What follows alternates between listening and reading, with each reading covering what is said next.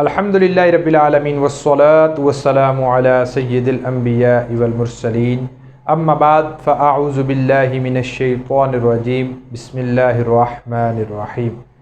अल्हम्दुलिल्लाहि अज़्ज़ा वजल first lecture के अंदर हमने बेसिक्स ऑफ अरबिक के बारे में जाना कि बेसिक्स ऑफ अरबिक क्या हैं, अरबिक की बुनियाद किन चीज़ों पर है। तो ये बातें जानने के बाद हमने दूसरे लेक्चर में इल्मुस सर्फ़ की तारीख़ के बारे में जाना, शॉर्ट हिस्ट्री ऑफ इल्मुस सर्फ़। इंशाअल्लाह नए आने वाले तलबा के लिए पहले 2 लेक्चर्स का लिंक डिस्क्रिप्शन में मिल जाएगा इंशाअल्लाह, वहाँ से लिंक सर्च कीजिए और पहली 2 वीडियोस को देखिए, सुनिए, समझिए।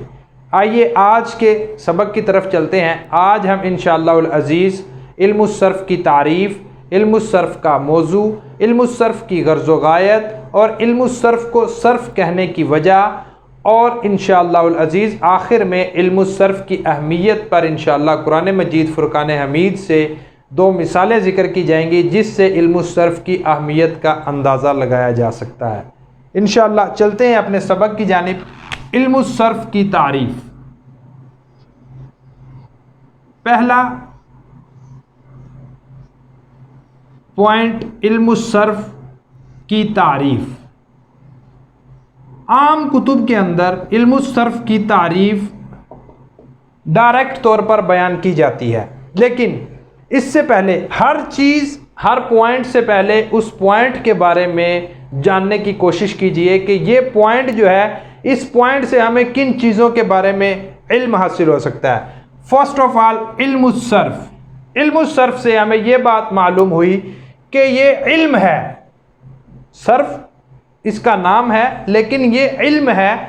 ये बात हमें जानने को मिली कि इल्मुस सर्फ़ एक इल्म है। फिर जहन में ये सवाल पैदा हुआ कि इल्मुस सर्फ़ किन चीज़ों का इल्म है, इल्मुस सर्फ़ किन चीज़ों पर मुश्तमिल है, इल्मुस सर्फ़ के अंदर क्या सीखा जाएगा। तो ये बात समझ में आई कि इल्मुस सर्फ़ जो है ये कवाइद, उसूल,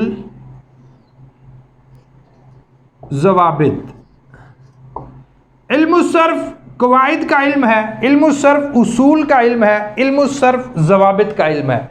ये तीनों अल्फाज हम माना मुतरादिफ तौर पर भी इस्तेमाल किए जाते हैं। ये बात समझ में आई कि इल्मुस सर्फ़ जो है ये कवाइद का इल्म है, उसूलों का इल्म है, ज़वाबित का इल्म है। अपने जहन में ये बात पुख्ता कर लीजिए कि इल्मुस सर्फ़ कवाइद का इल्म है, इल्मुस सर्फ़ उसूलों का इल्म है, इल्मुस सर्फ़ ज़वाबित का इल्म है। जब हमें ये बात अपने जहन में अज़बर हो गई कि इल्मुस सर्फ़ इन चीज़ों का इल्म है, फिर उसके बाद कोई भी कवाइद, कोई भी उसूल, कोई भी ज़ाबिता जो भी है उसका कोई ना कोई इम्प्लीमेंटेशन ऑफ प्लेस होती है कि वो कवाइद, वो उसूल किसी न किसी जगह पर जाकर इम्प्लीमेंट होता है। तो फिर हमें जहन में ये सवाल पैदा हुआ कि ये कवाइद, ये उसूल, ये ज़वाबित किस चीज़ पर इम्प्लीमेंट होंगे, किस चीज़ पर इनका इजरा किया जाएगा। तो वो बात हमें पता चली फर्स्ट कि ये कवाइद, ये उसूल, ये ज़वाबित एक कलिमा से दूसरा कलिमा बनाने के उसूल, कि ये कवाइद जो हैं ये एक कलिमा से दूसरा कलिमा बनाने के लिए इम्प्लीमेंट किए जाते हैं। ये बात हमें पता चली कि एक कलिमा से दूसरा कलिमा बनाने के लिए जो कवाइद इस्तेमाल होंगे वो कवाइद हमें इल्मुस सर्फ़ से मिलेंगे। फिर दूसरा पॉइंट, कलिमा में तब्दीली के उसूल। दूसरी बात हमें यह समझ में आई कि ये कवाइद, ये उसूल, ये ज़वाबित एक कलिमे में तब्दीली करने के लिए भी इस्तेमाल होते हैं। ये तीनों चीज़ें, ये तीनों बातें जिनको अलग अलग तौर पर खोलकर बयान किया गया, ये तीनों चीज़ें अगर मिला दी जाएं तो इल्मुस सर्फ़ की तारीफ़ बन जाती है। आइए इल्मुस सर्फ़ की तारीफ़ करते हैं। ऐसे कवाइद, उसूल, ज़वाबित का इल्म जिसके ज़रिए एक कलिमे से दूसरा कलिमा बनाने और उस कलिमे में तब्दीली करने के तरीके मालूम होते हैं।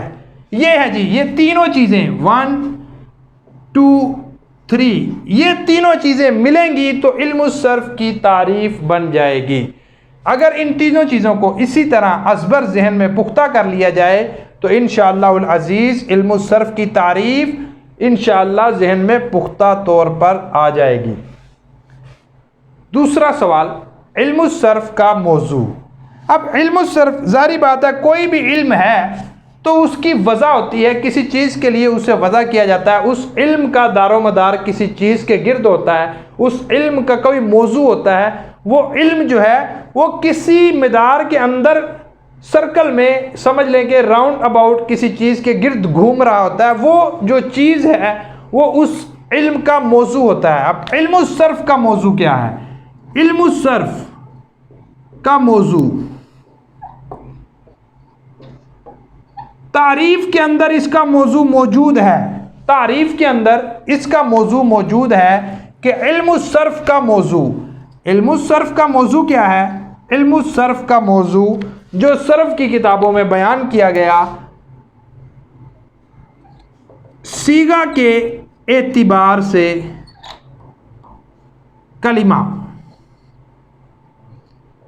इल्म सर्फ का मौजू कलिमा है, लेकिन यहां पे एक चीज और जिक्र की गई, ये कि इबहाम पैदा ना हो, क्योंकि नहव के मौजू में भी कलिमा और कलाम जिक्र किया जाता है। अगर इल्म सर्फ के मौजू में भी कलिमा जिक्र किया जा रहा है तो जब इल्म सर्फ का मौजू में भी कलिमा आएगा तो जहन में एक सवाल पैदा होगा कि सर्फ और नहव के मौजू में क्या फ़र्क है। तो उस चीज़ को बयान किया गया कि इल्म सर्फ का मौजू सीगा के एतिबार से कलिमा है। ये इल्म नहव और इल्म सर्फ के मौजू में फ़र्क है कि इल्म सर्फ का मौजू सीगा के एतिबार से कलिमा है। इल्म सर्फ का मौजू जान लिया गया। अब तीसरी चीज़, ज़ाहिर बात है, इल्म कवाइद का इल्म है, जवाबित का इल्म है, उसूल का इल्म है। कलिमे पर इन कवाइद इन जवाबित का इजरा होता है जो इसका मौजू है।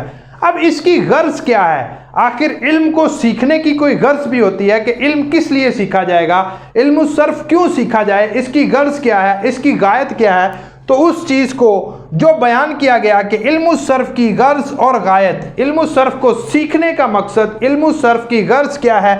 इल्म सर्फ की गर्ज ये है कि एक कलिमा से दूसरा कलिमा बनाते हुए या उसमें तब्दीली करते हुए जहन को गलती से बचाया जाए, कि जब आप एक कलिमा से दूसरा कलिमा बनाएं तो आपका जहन गलती से बच जाए। एक कलिमे में तब्दीली करें आप तो आपका जहन गलती से बच जाए कि आप दुरुस्त उसूल के मुताबिक, दुरुस्त कवायद के मुताबिक उसके अंदर तब्दीली करें ताकि आपका जहन जो है गलती से बच जाए।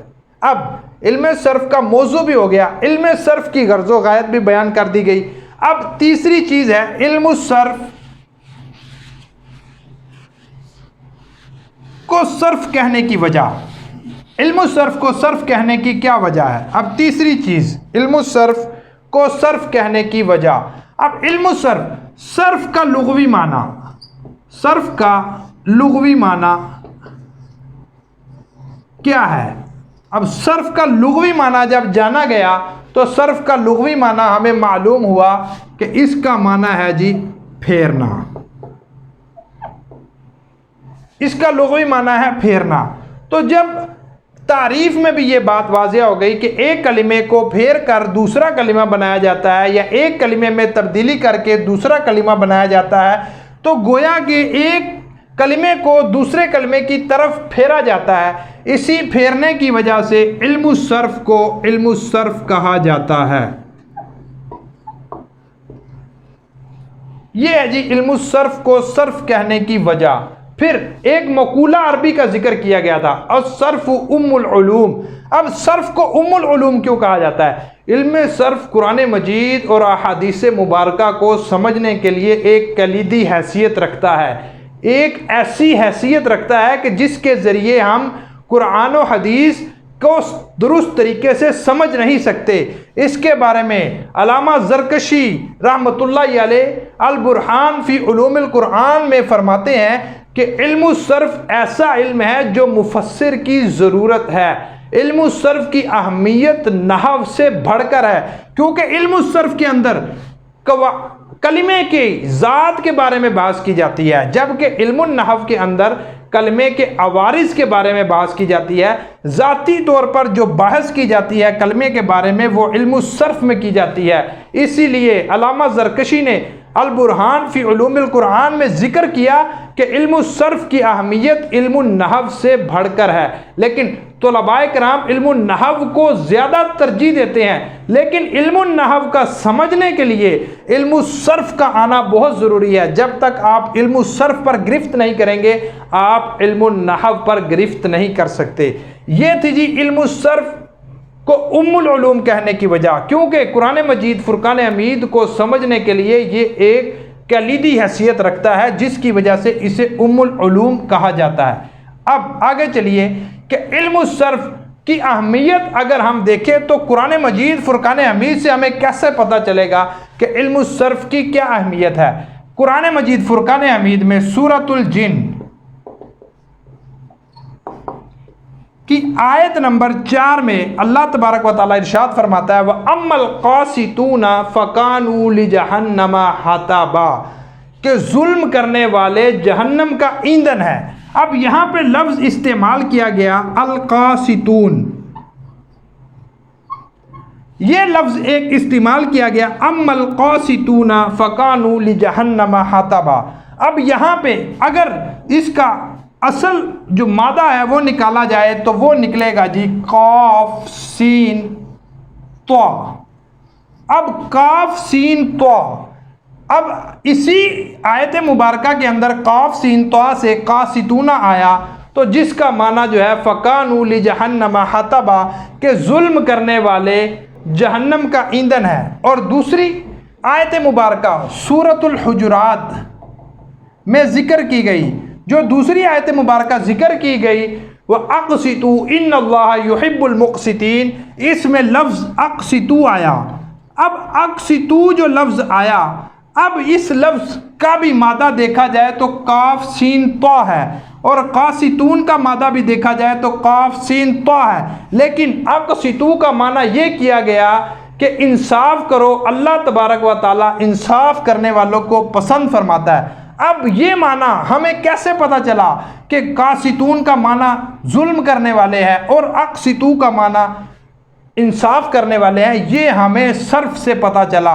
इल्मुस सर्फ की अहमियत पर ये आयत मुबारका वाज़े तौर पर दलालत करती हैं कि इल्मुस सर्फ की अहमियत बहुत ज़्यादा है। मुफस्सिर जब तक इल्मुस सर्फ को दुरुस्त तरीके से समझेगा नहीं, वो किसी भी आयत की दुरुस्त तरीके से तफसीर नहीं कर पाएगा। इसी तरह कोई भी तालिबुल इल्म जब तक इल्मुस सर्फ की अहमियत को नहीं समझेगा, इल्मुस सर्फ पर गिरफ्त हासिल नहीं करेगा, तब तक वो इल्मुन नहव पर गिरफ्त नहीं कर सकता। जब तक वो इन दोनों पर गिरफ्त नहीं करेगा तो वो कुरान मजीद फुरकान हमीद और अहादीस मुबारका का फ़हम दुरुस्त मानों में नहीं कर सकता। तो इंशाअल्लाह अज़ीज़ ये आज का सबक था, जिसमें हमने सर्फ की तारीफ़, उसका मौजू, उसकी गर्ज़ व गायत, वजह तस्मिया और सर्फ की अहमियत जो कुरान मजीद फुरकान हमीद से साबित हुई, ये हमने सुना। इंशाअल्लाह अज़ीज़ आने वाले सबक में इंशाअल्लाह अज़ीज़ हम कलिमे के बारे में, जो सर्फ का मौजू है उसके बारे में बहस करेंगे कि सर्फ का मौजू कलिमा क्यों बनाया गया। सर्फ का मौजू कलिमा है तो कलिमा किस एतबार से है, सीगा किसे कहते हैं। इंशाअल्लाह अज़ीज़ ये आने वाले सबक में इंशाअल्लाह इन चीज़ों के बारे में बहस की जाएगी। गौसिया अरबिक ऑनलाइन एकेडमी के यूट्यूब चैनल को सब्सक्राइब कीजिए, बेल आइकॉन को प्रेस कीजिए ताकि हर नई आने वाली वीडियो का नोटिफिकेशन आपको मिलता रहे। इल्म दीन को फैलाने में हमारा साथ दीजिए, चैनल को सब्सक्राइब कीजिए, शेयर कीजिए, कमेंट्स कीजिए। अगर वीडियो अच्छी लगे तो भी कमेंट्स कीजिए, अगर कोई सवाल आपके ज़हन में हो तो वो भी कमेंट्स कीजिए। इंशाअल्लाह वक्त मुनासिब पर उसका जवाब दिया जाएगा। सल्लू अलल हबीब सल्लल्लाहु तआला अला मुहम्मद सल्लल्लाहु अलैहि वसल्लम।